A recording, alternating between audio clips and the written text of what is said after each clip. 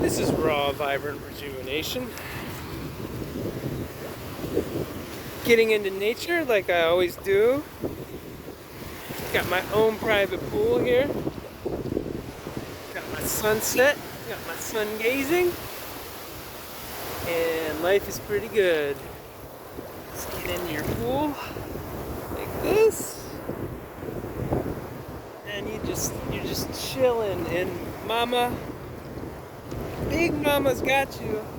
And you just remove all that clutter, all that residue from humanity, this dying world and rebuilding world all in one thing. Isn't it beautiful?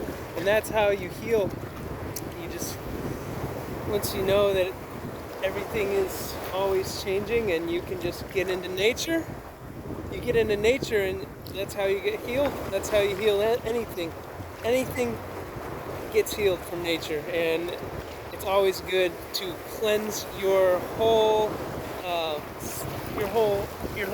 temple and all your bodies with Mother Earth and with water, with the element of water. It's just such a purifier. So yeah, maybe I'll post this. I have a lot of videos I want to do. Now I'm finally getting settled again, and boy, I've got many tales and many stories. Much love, guys. Bliss.